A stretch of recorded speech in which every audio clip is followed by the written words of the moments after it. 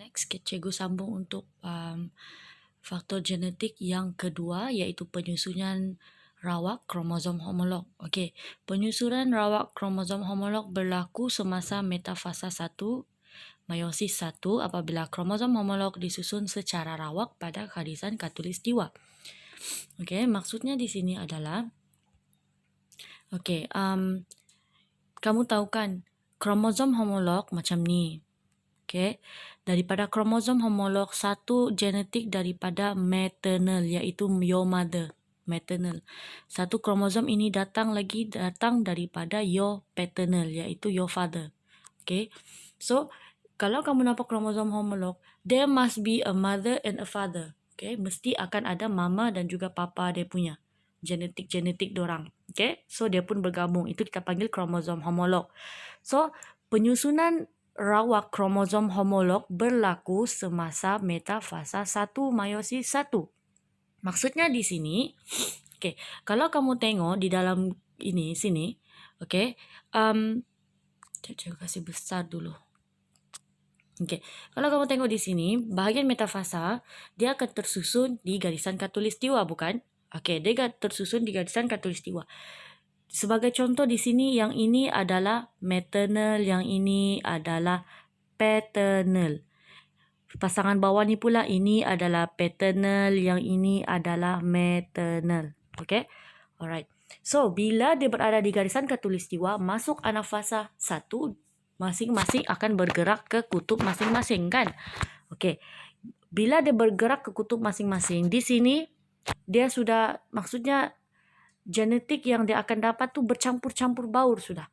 Okey, bercampur baur, mother and father. Father and mother. Kadang-kadang boleh jadi sini maternal punya kod, ini maternal punya kod, sini paternal, sini paternal. So dia akan dapat mother, father. Begitulah. So itu maksudnya penyusunan secara rawak di kromosom homolog metafasa 1, itu yang menyebabkan tercampurlah genetik bapa mama kamu. Okay? Alright. Kalau kamu dah faham, kamu baca buku teks. Dia akan explain one by one tu maternal and paternal tu. So you guys can understand more lah dalam buku teks. Alright. Macam mana sudah? Okay. Next, kita akan masuk persenyawaan secara rawak. Okay, yang ini pula. Okay. Melalui penyusunan sama juga rawak kromosom homolog semasa metafasa 1. Okey, kamu tahu kan variasi ini terjadi first daripada pindah silang yang cikgu cakap awal tadi, pindah silang. Kedua, penyusunan secara rawak kromosom homolog. Kali ini pula persenyawaan secara rawak. Maksud persenyawaan itu sudah cukup kamu tahu. Maksudnya persenyawaan antara ovum dan sperma. Bila ovum dan sperma bergabung secara rawak, kita tidak pilih kan aku mau ini. Tuhan bagi itulah. Jadi bila dia bersenyawa secara rawak, lepas tu berlaku lagi pindah silang secara rawak, berlaku lagi yang part ketiga ini, iaitu penyusunan rawak kromosom homolog semasa metafasa 1, yang faktor yang kedua tadi yang cikgu cakap tadi, maka terhasillah variasi ataupun genetik yang baru. Itu yang dipanggil sebagai persenyawaan secara rawak. Okay? Alright. So, yang itu persenyawaan secara rawak pun kalau kamu tidak faham, kamu tengoklah buku teks, ada juga di situ. Sebab yang itu poin dia tidak banyak sangat. Okay? Yang penting di sini adalah mutasi yang kamu kena tahu. Sebab dalam mutasi dia ada macam-macam lagi. Okay. Untuk mutasi, first thing is kamu kena tahu what is mutasi. Mutasi adalah inilah. Perubahan secara spontan pada kandungan genetik dalam organisma, dan dia boleh berlaku pada sel soma kamu atau sel gamet kamu. The previous chapter kamu sudah belajar kita manusia mempunyai 46 kromosom, yang mana kita ada 23 set kromosom. 23 pasang kromosom. Okay? Daripada 23 ini, 22 set pasang adalah sel soma. Dan satu pasang set kromosom adalah gamet. Okay? Sebab itu cikgu cakap sini, mutasi dia boleh berlaku di sel soma ataupun sel gamet. Okay? Mutasi menyebabkan perubahan pada struktur genetik kamu ataupun kromosom kamu. Dia boleh jadi antara dua lah. So, lepas ni kamu akan belajar dua jenis ni lagi. Mutasi kromosom dan mutasi gen. Okay.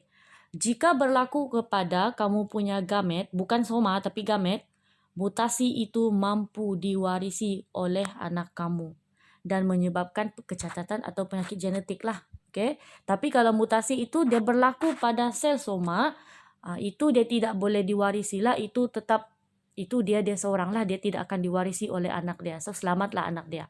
Tapi kalau berlaku di gamet, okay, anak dia akan terkena lah. Okay.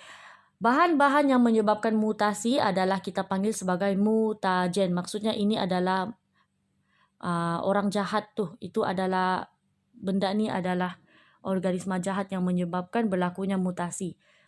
Contoh-contohnya adalah bahan-bahan radioaktif, pestisida, dadah, rokok pun boleh jadi, bahan awet, sinar ultra ungu, sinar gamma dan sebagainya. Okey. Bila terjadinya mutasi, maka kita panggil dia sebagai mutant. Okay, sebab ni kita panggil X-Men, mutant kan. Sebab dorang adalah hasil daripada mutasi. Okay. Mutasi ada dua jenis, kromosom dan genetik. Okay. So kita tengok satu dahulu, mutasi kromosom. Mutasi kromosom dia adalah mutasi yang berlaku pada kromosom kita lah. Okay. Sewaktu meiosis. Ingat, benda ni berkaitan meiosis sahaja. Bab variasi ini hanya berlaku bahagian meiosis sahaja, bukan mitosis. Okay? Okay. Mutasi kromosom dia berlaku pada struktur kromosom kita lah. Okay? Perubahan pada struktur kromosom boleh berlaku semasa pindah silang, sama ada berlaku pelenyapan, penggandaan, penyongsangan dan translokasi. Okay? So ada 4 cara perubahan struktur kromosom.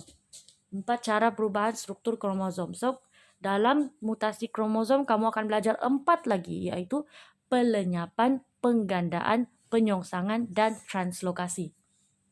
Okay? Alright. Untuk mutasi kromosom untuk pelenyapan, kalau kamu tengok di sini, maksudnya di sini adalah, cikgu kasih besarkan sikit supaya kamu nampak. Okey, pelenyapan maksudnya adalah sebahagian daripada kromosom kamu hilang. Hilang ataupun kita panggil lenyap lah. Kalau kamu nampak sini A, B, C, D, E, tiba-tiba lepas berlakunya mutasi, hilang CD kamu. Itu maksudnya adalah lenyap, pelenyapan. Yang cara kedua adalah penyongsangan. Maksud penyongsangan ini adalah kamu ada A, B, C, D, E. Okey? A, B, C, D dan E. Tapi selepas berlakunya mutasi, apa jadi? Kamu punya struktur kromosom tersongsang. Maksudnya bertukar. A, B, D, C, E. Sepatutnya A, B, C, D, E kan? Tapi C dan D itu terbalik. Jadi itu yang dipanggil sebagai penyongsangan. Okey? Yang ketiga pula adalah penggandaan. Maksudnya di sini kamu punya genetik terganda-ganda lagi, digandakan. Okey, sebagai contoh A, B, C, D, E, tiba-tiba selepas daripada mutasi kamu dapat A, B, C, D, E, D, E lagi berulang. So dia menggandalah. Okey. Last sekali adalah translokasi. Okey, untuk translokasi, yang ini dia bertukar. Maksudnya sebahagian kromosom dia tertukar kepada kromosom yang lain. Sebagai contoh, kita ada A, B, C, D, K, L, M, N. Tiba-tiba selepas mutasi berlaku, genetik kamu menjadi A, B, M, N, K, L, C, D. Dia tertukar antara dua kromosom. So, itu kita panggil sebagai translokasi. So, untuk kromosom, mutasi kromosom, dia ada 4 cara ni lah. Satu lenyap, satu songsang, satu ganda, satu lagi translokasi. Kebanyakan soalan dia akan bagi satu gambar aja. Dia suruh kamu kenal pasti. Okey, mana-mana. Okey? Alright, so settle yang untuk mutasi kromosom. Okey? Next adalah, ada bunyi-bunyi lain-lain sikit lah. Okey, next adalah mutasi kromosom. Okey. Settlekan mutasi kromosom boleh menyebabkan perubahan pada bilangan kromosom lah. bila berlakunya contoh penggandaan, di situlah mungkin ada orang tu dia terlalu tinggi, terlampau besar, gergasi lah kita panggil giant. Bila berlakunya macam contoh pelenyapan, hilang beberapa genetik segmen kamu kan, segmen kromatid kamu, mungkin kamu jadi kerdil dan macam-macam lah. Mungkin jari kamu 5 jadi 2, macam itulah. Okay. So, mutasi kromosom boleh menyebabkan perubahan dalam bidang kromosom, bilangan kromosom, dan dia berlaku semasa meiosis lah. Ingat, semasa meiosis. Akibatnya terdapat kehilangan atau pertambahan kromosom. Jadi, maka kamu pun sakit. Contoh-contohnya adalah sindrom Down, sindrom Turner, sindrom Klinefelter. Sindrom Down ni semua tahulah kan? Sindrom Turner adalah berlaku kepada perempuan sahaja, di mana genetik dia kalau perempuan XY kan. Tapi bila berlaku sindrom Turner, dia jadi X sahaja. XO kaya? Ya, XO sahaja. Dia tidak ada X satu lagi. Okay, ini lelaki, ini perempuan. Okay, tapi bila berlakunya sindrom Turner, hanya perempuan sahaja berlaku. So, XX itu menjadi XO. Dia hilang satu X. So, kalau apa yang jadi dengan perempuan tu, kamu akan nampak dia macam juga lelaki. Sebab dia punya mungkin breast dia tidak besar. Dan mungkin kulit dia keras, macam lelaki. Sebab dia kekurangan X, genetik perempuan satu lagi. Kalau sindrom Klinefelter, ini khas untuk lelaki sahaja, XY. Klinefelter maksudnya, dia ada extra X. X, Y. Maksudnya dia ada satu extra X di sini. Jadi lelaki itu kamu nampak seperti perempuan. Badan dia di belakang seperti perempuan. Lembut. Lepas tu mungkin breast dia ada besar berbanding lelaki-lelaki biasa. Itulah dia. Okay. Okay. Ini contoh dia lah. Okay. Waktu meiosis. Mungkin ada yang gagal terpisah, tidak dapat terpisah, semua terbawa. Jadi ada beberapa anak gamet nanti yang dapat ekstra lah. Okay. Ini pula normal, tetapi semasa meiosis kedua sama juga tidak terpisah. Macam-macam lah, mutasi ini macam-macam cara. Okay. Ingat ini baru mutasi kromosom. Okay. Ini sindrom Down. Kalau kamu tengok sindrom Down, bilangan kromosom dia 47. Maksudnya dia terlebihlah di situ. Sepatutnya kita ada 46 sahaja kan, termasuk sel gamet. Tetapi untuk sindrom Down dia terlebih atau terkurang. Sama ada dia 47 atau 46. Okay. Kromosom yang terlibat adalah di pasangan ke-21. Ingat balik kamu punya kariotip bab lepas, bab 5. Kamu ada nampakkan satu gambar yang susunan kromosom mengikut pasangan. Pasangan ke-21 itu yang berlaku. Sama ada dia terlebih satu kromosom atau terkurang. Jadi maka berlakulah sindrom Down. Jantina dia boleh jadi laki atau perempuan. Ciri-ciri dia boleh jadi, kamu tahulah, terencat, dahi dia lebar, mata sepet. Kebanyakannya leher dia kita tidak nampak. Okey, macam itulah. Okey, sindrom Turner pula dia berlaku di perempuan sahaja. Okey, perempuan sahaja, bilangan kromosom dia kurang lah. Macam cikgu cakap, XO. Dia kurang. Sepatutnya 46, XX dia. Tapi di bahagian sini, dia dapat XO. Dia kurang. Jadi, kekurangan satu kromosom. Jadi, perempuan tu dia mandul. Kurang ciri seks sekunder perempuan lah. Okey. Kamu kena tahu ciri seks sekunder dan ciri seks primer apa beza dia. Okey. Sindrom Klinefelter, dia khas untuk lelaki sahaja. Bilangan kromosom dia terlebih. 44 XXY.